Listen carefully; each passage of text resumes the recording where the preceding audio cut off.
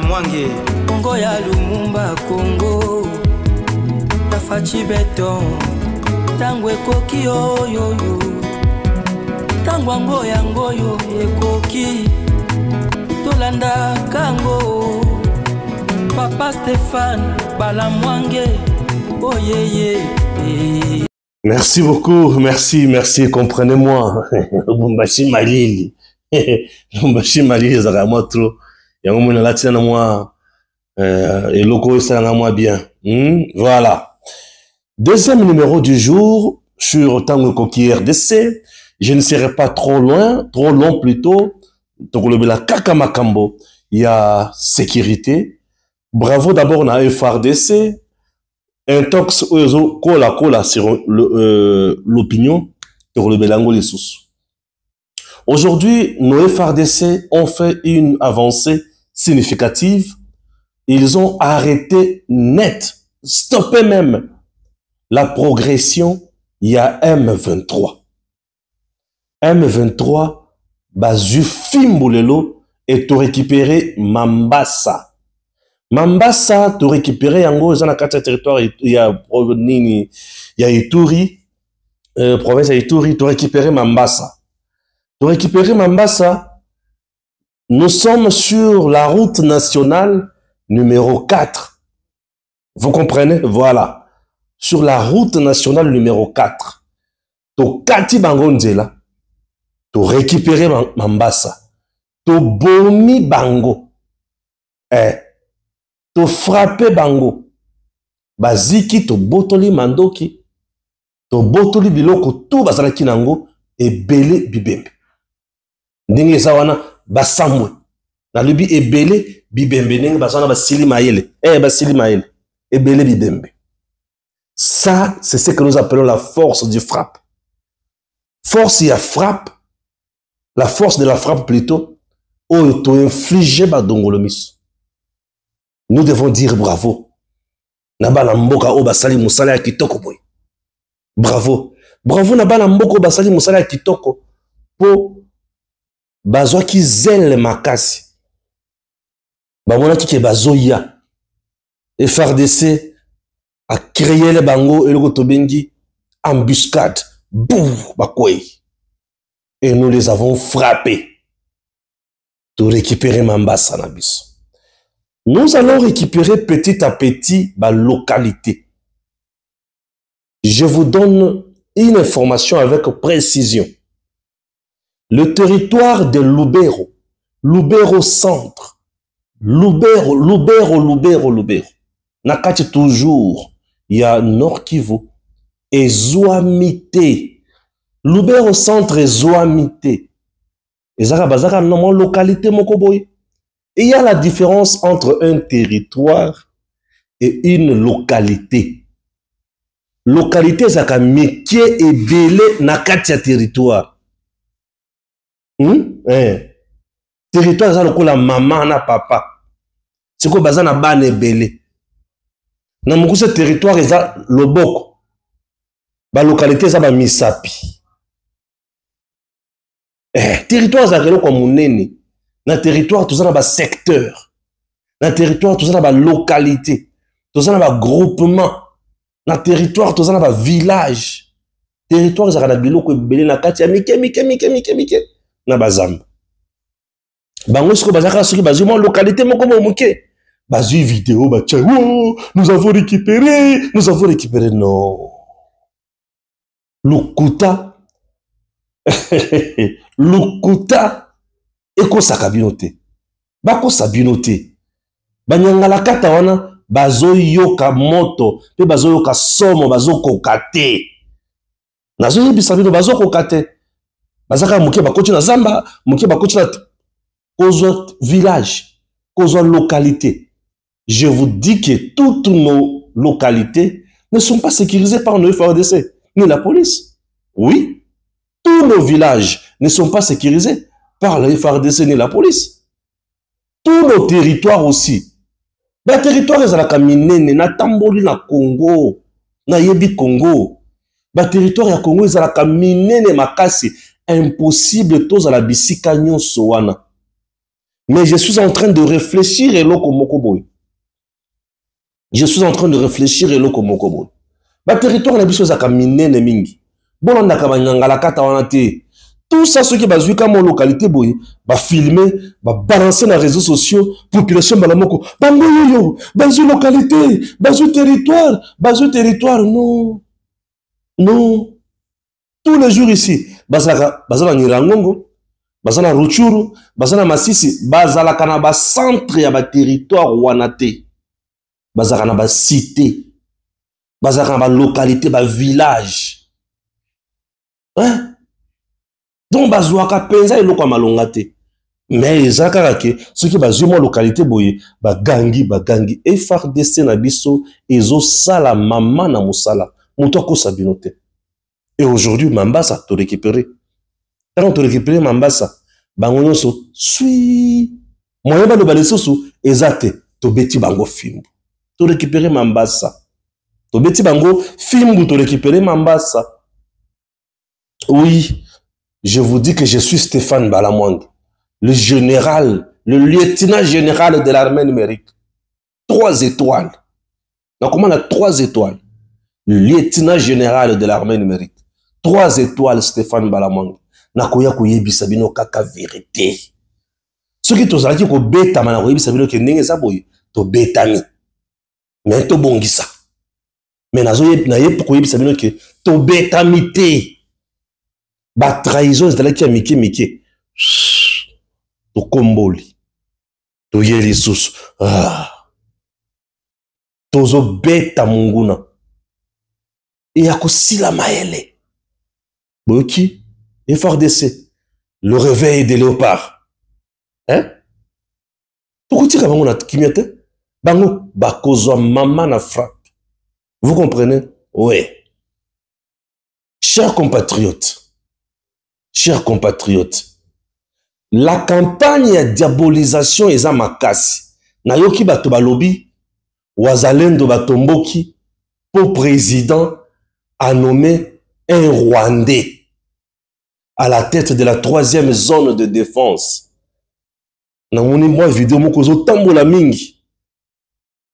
Nazo chela bino extrait ya vidéo wana boyoka. Bon na zonga na pesa bilo makambo. Oui. Mais tout ça na moi amertume. L'espace Grand Est va se péliter na nomination il y a 3e zone de défense. Mes chers frères, mes chers et sœurs, vous savez que Est, tout un problème est Banyarwanda. Banyarwanda n'est pas toujours envahir biso, à Congolais bino nyoso boyebi bisika bozali.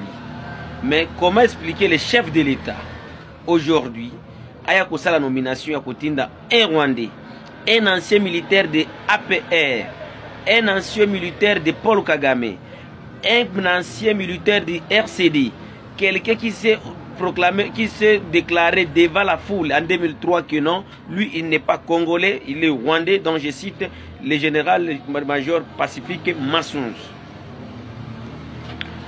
Oyo aboma ba congolais na Mutarule, a Uvira Bitakwira za témoin, ayebelo ko wana koki koloba kolekangai, makambo ya Mutarule, parce que za nde fief ya Bitakwira. Et sika Massunzu akenda ko ba congolais. Parce que lui, c'est un Rwandais. Et nous savons tous que lui, c'est un Rwandais. Lelo awa, depuis Tongo, na moni bato ba fandi ebele bazo kolobake. Pourquoi Félix atindi Massunzu, un Rwandais, na côté na biso koto? Mes chers frères, mes chers compatriotes. Nini bakoro nini Félix osinya po obanda ubandi sikoyo côté kasiko parti est ya mboka.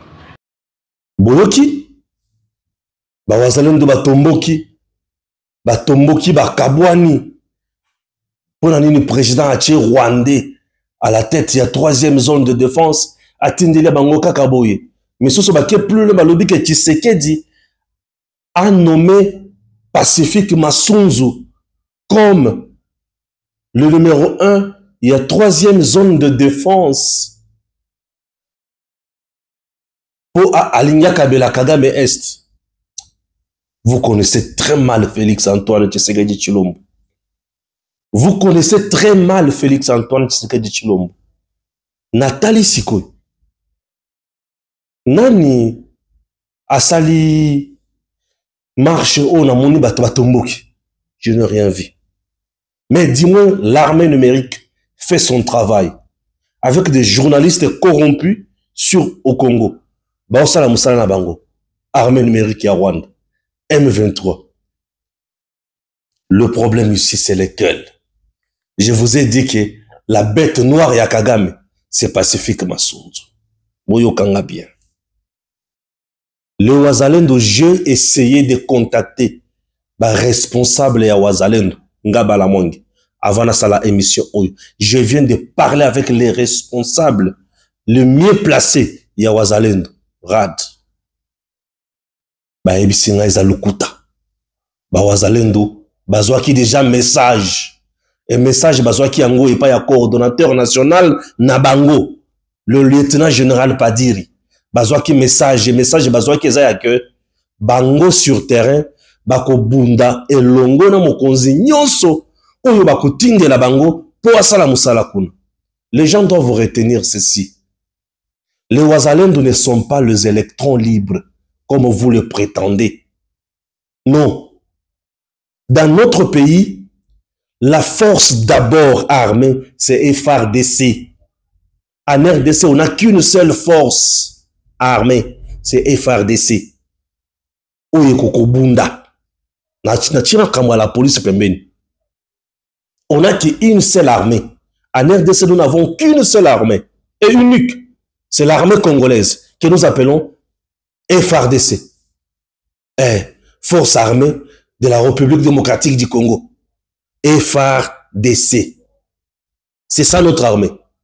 Aux côtés de FARDC, on a créé le réserviste que nous appelons Wazalendo. Ils sont dans une organisation Mabengi RAD, Réserve Armée Défense. RAD. En ce qui concerne le commandement, na front, Wazalendo azo dépendre na FARDC. Oui. Wazalendo azo dépendre na FARDC. Wazalendo ne détermine pas la stratégie de guerre. Le plan de guerre, le plan d'attaque, le plan de défense, nous sommes déterminés par l'état-major général à FARDC. Wazalendo sont des réservistes, bato bazoya en renfort na FARDC, étant volontaire, bazu bango ba canalisé bango par l'État. Donc, Wazalendo bazo jouer rôle principal. Le rôle principal est joué par le FARDC. Et les Wazalendo viennent en renfort. Je me fais comprendre. Oyo bozo ko c'est la responsable Wazalendo na Nord Kivu Sud Kivu wana biloko lokuta. Moi je viens de contacter le responsable Wazalendo. Balobi Stéphane, nous sommes préparés pour travailler avec Massounzo. Et ba confirmer lenga que Massounzo c'est une bête noire. Wana ba konjila Wazalendo ba ibisinga Stéphane, nous sommes contents. Massounzo Pacifique c'est une bête noire contre Kagame. Aza Rwandais. Tout ça, c'est parce que les gens savent. Ba Rwandais. Kagame sait très bien que ceux qui babandi ko diaboliser na Congo que aux Rwandais, batu bako yina yo. Batu bako perdre confiance na yo. Or, biso, toko yina Massounzo te, toko perdre confiance na yete, puisque c'est le choix du commandant suprême que nous soutenons. Félix Antoine Tshisekedi Tshilombo, chef de l'État, notre chef de l'État. C'est son choix. Et comme lui a fait ce choix-là, c'est-à-dire il a toutes les informations possibles. Tout peut sa Massounzo chance. Tout yambaye na mitema ya kofongola. Totala, ako trahir, to ako trahir te. Ce qui est pour le but que Tshisekedi a attaqué Nord Kivu, Sud Kivu, partie Est, totala. Avec Massounzo, bisika nyonso wana, ekokweya, to ekokweya te. Avec Pacifique Massounzo, le lieutenant général, le responsable de la 3e zone de défense, Nord Kivu, Sud Kivu, et consort de biloko nyonso wana. Sous Massounzo, est-ce que biloko wana ekokweya na maboko ya Kagame, to ekokoya te. To pesa pacifiquement sans chance. To tika kofungola matoi na biso pembeni ya monguna. Akotiela biso biloko ya mabe. Kagame, au moment où je vous parle, azana kimia atamukete. Vous savez pourquoi? Pour ayebi ki bête noire na ye aye. Yo si qu'on est si ka soutenir mutuana ozo relayer les sous makambo ya mabe. Les Wazalendo ne se sont pas révoltés. Mais il y a un problème avec les Wazalendo. Le gouverneur du Nord Kivu aime s'improviser comme responsable de Wazalendo. Ce n'est pas ça. Le gouverneur militaire y a Nord Kivu. Selon les informations en possession, il aime créer zizani na kati ya Wazalendo. Monsieur le gouverneur, sala musala na yo. Ba Wazalendo bazana kati ya commandement to bengi rad. Monsieur le gouverneur, sala musala na yo, tika makambo ya ba Wazalendo. Les Wazalendo bazana commandement ya rad. Ba commandaka troupe moko na batu ebele te. Mokonzi azalaka obe moko. Mokonzi ya Wazalendo, o bazana kati ya rad, il s'appelle le lieutenant général Padiri. Alors que le gouverneur militaire, il y a Nord Kivu, cesse de s'aimer la zizanie. Nous n'avons pas besoin de désordre. Nous avons besoin d'ordre. L'armée, c'est la discipline. Et c'est avec la discipline que nous allons gagner cette bataille.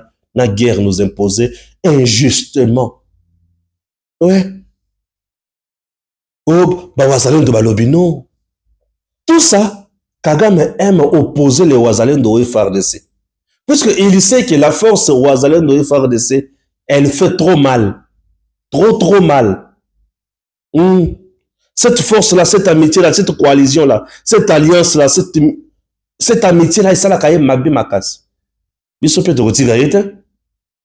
Ata yozo salo mabe, et ko continue na salo mabe. To ko beta Kagame ko yoka. Kagame ko betama. Ouais. Kagame ko betama. Nous devons faire confiance. Mokonzi a choisir Moutou. Ceux qui Mokonzi a choisir Moutou, to pe sa chance. Asala Moussala, total la suite. Puisque nous n'avons plus le temps à perdre. On ne peut pas chercher, il y a côté le Melamoninga, na moment où toi, notre PC chance à Asala Moussala tete, Asala Moussala. Nous avons ceux qui n'ont pas le Moutou Bandeko. Et ça pour na zozo ba témoignage ya bato ya bunda na bango. Ba ebisinga Stéphane, ndenge bazo traiter wana keza Rwandais. Akenda katana ba réunion les soucis ya ba amical ya ba Rwandais wazaka na Congo te. Masunzo Pacifique. Puisque tous les jours ici, Kagame a l'okisakaye pour empoisonner ye abomaye. Tous les jours ici. Yépe, très réservé, très honnête, congolais, à l'obi qui yes pour le Congo. Ouais. La diabolisation, c'est l'arme de l'ennemi. Nous savons comment l'ennemi opère. Kagame, il aime la manipulation. Kagame sait très bien que les Congolais sont manipulables facilement. Bolenda kanama kanisi. Bokole sakabongo bokoma bayaya. Bosala tibia. Bokoma kabayaya esprit konzo. Bosala kabaya bokoma kabayaya esprit konzo. Maintenant, en termes ya makanisi ya sécurité na mboka na biso, j'aimerais proposer ceci au président Tshisekedi, notre commandant suprême. Dans notre pays, nous avons ce que nous appelons les zones de défense. Alors, nous avons 3 zones de défense. Sur 26 provinces, vous divisez 26 fois 3.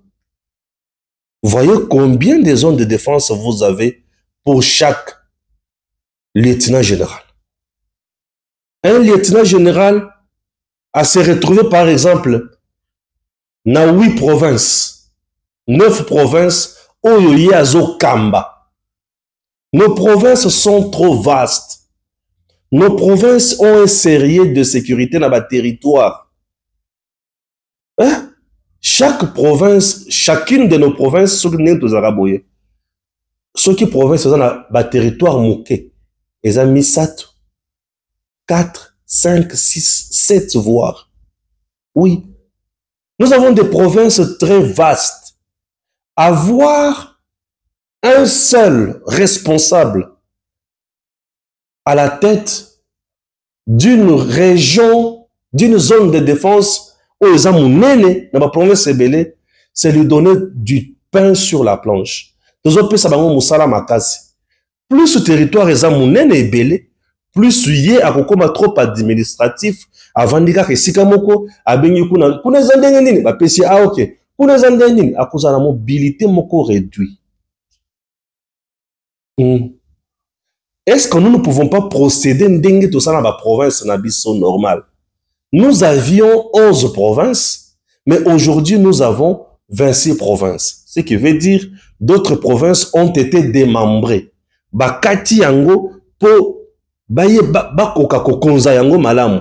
Batu bazala pembeni ya bakonzi bazala pembeni ya batu po baye ba problème ya batu baye ba trouver solution pour na ba problème wana. Oui.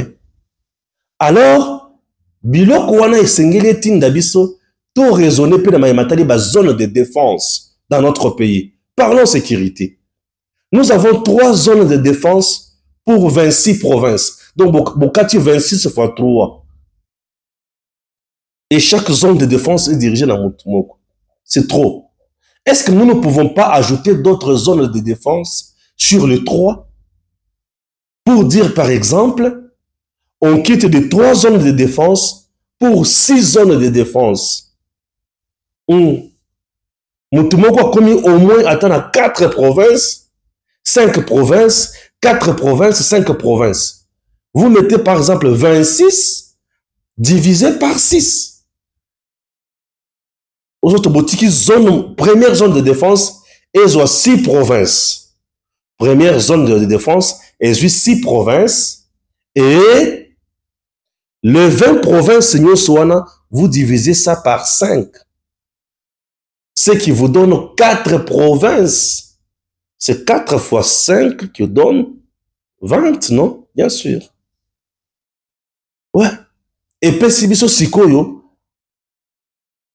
5 zones de défense. Puisque les 5 zones de défense, où ils allaient 4 provinces, 4 provinces forment une zone de défense, 4 provinces forment une zone de défense, 4 provinces forment une zone de défense, et les 6 dernières provinces forment une zone de défense. On a tout le monde sur un côté à Kisasa. Tout le monde côté à Kisasa. Na kesi qu'on a la province, na ndenga kala. Vous prenez par exemple la province zone de défense, espace Katanga, c'est 4 provinces. Prenez déjà l'espace Katanga, c'est trop vaste le Grand Katanga. C'est trop vaste. 4 provinces, il y a Grand Katanga. Maman et Sika, trop vaste. Je vous dis. Et combien de zones de défense?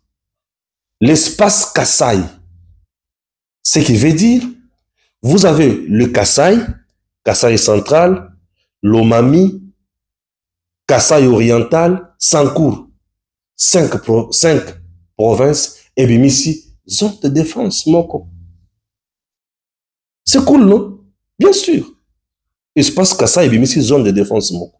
Espace Katanga, deuxième zone de défense. Espace Bandunduana. Espace Bandundu. Et comme on appelle zone de défense, puisque 3 à 4 provinces là-bas. Espace Équateur. 4 provinces, qu'est-ce que place one. Et bien, c'est zone de défense. Donc, zone de défense et Bima, on peut arriver même à 11 zones de défense. 11 zones de défense. Oui, c'est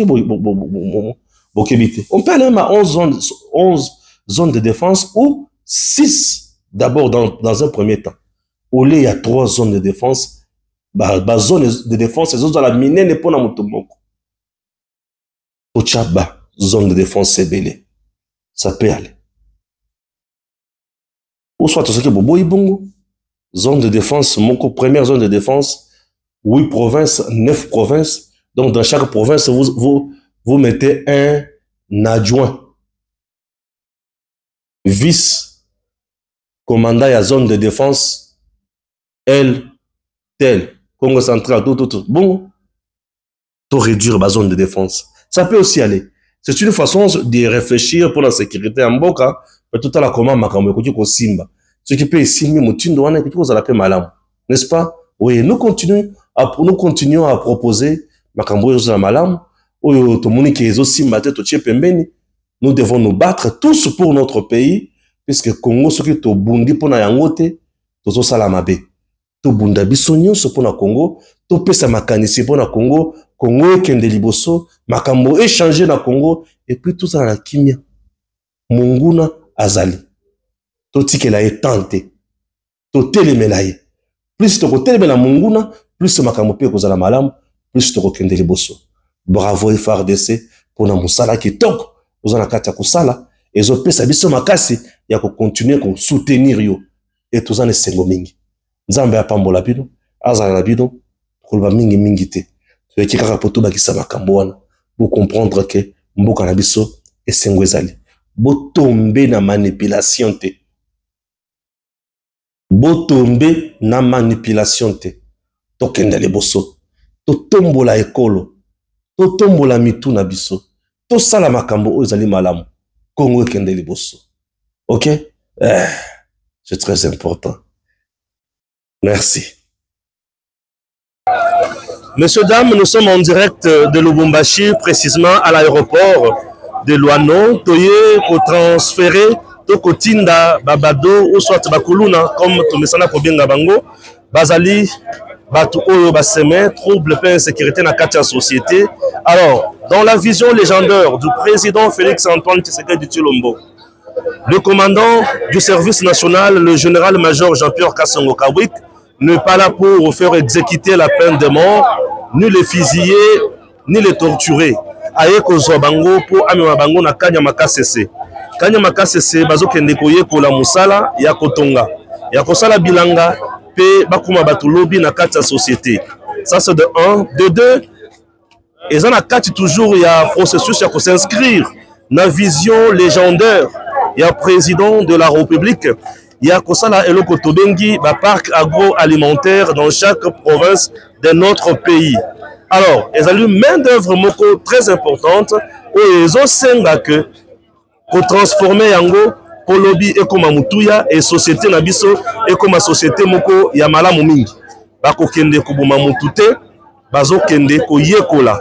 Kanyama KCC, ils ont esika oyo bazo yekola. Et sika oyo bazo komisa batu ya lobby rejeté par la société bazo koma batu très important pour na kokende liboso tina owapi bomoni tokiti biso moko na terrain na Lubumbashi kozwa bango plus de 300 bado kuluna qui deviendront bâtisseurs demain bazo matana pepo oyo ndenge bozali komona wana bazali na kasa kokende na Kanyama KCC epai wapi bazali kozela bango par leurs instructeurs. Merci beaucoup. Ezali vidéo eskrengeli to panza yango à gauche à droite et kozala malamu mingi. En direct de Luano, Stéphane Balamwange, Tango Koki RDC et nous serons toujours là pour vous informer à temps et à contre-temps. C'est parti. Balamwange, Congo ya Lumumba Congo. Tafachi beton. Tango ekoki oyo tango ango yango yo ekoki tolanda kango Papa Stéphane Balamwange oyeye